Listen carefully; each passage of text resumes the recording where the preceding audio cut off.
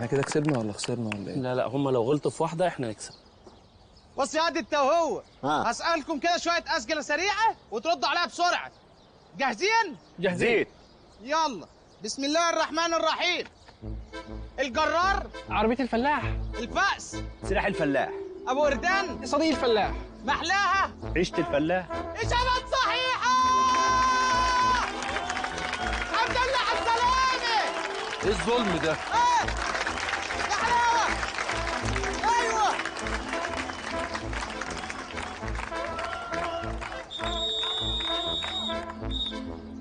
وبكده تكون انتهت الفقرة الأولى من مسابقتنا. استراحة قصيرة ثم الانتقال للمعلومات العلمية. تسجيل! اظن احنا كده تسجيل! شكلنا ضعنا. ها؟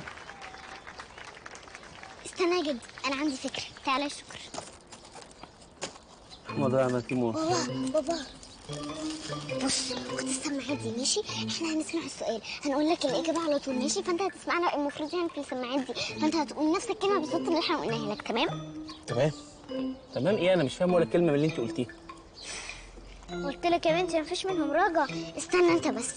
بص يا بابا، احنا هنسمع السؤال، هنقول لك الاجابه وانت قول زي ما احنا بنقول بالظبط. تمام؟ طب افرض انتوا بقى جاوبتوا غلط، نتحملها احنا ليه بقى؟ طب ما تسمعوا وانتوا ساكتين. كفايه القرف اللي انتوا عملتوه في الجوله الاولى. ايوه يا بابا بقى لو سمحت.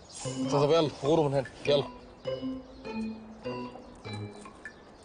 ورجعنا لكم مرة تانية ودلوقتي مع مجموعة من الأسئلة العلمية. جدو التليفون بسرعه. حاضر حبيبتي. شكرا. الو سامعني؟ سؤال في علم الفلك.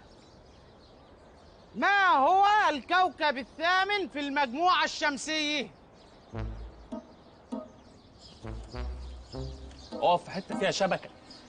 كوكب نبتون.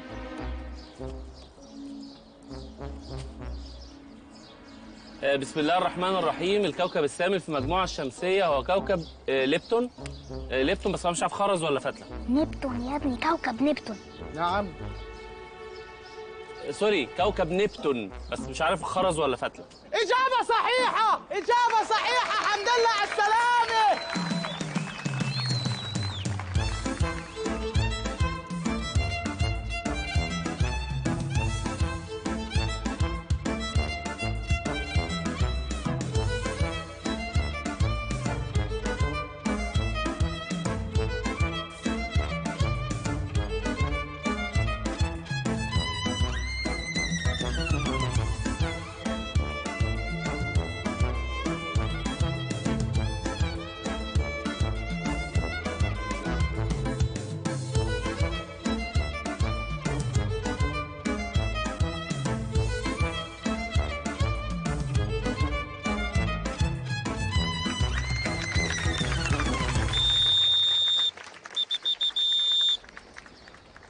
بعد جمع نقاط الفريقين في اليومين اللي احنا لعبناهم، نجد أن حصل فريق خميس سان جيرمان على 90 نقطة.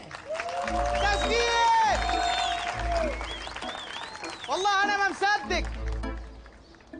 أما فريق بلاطة سراي حصل على 90 نقطة. ايه ده؟ ايه الظلم ده؟ خسرنا؟ يعني ايه الظلم ده؟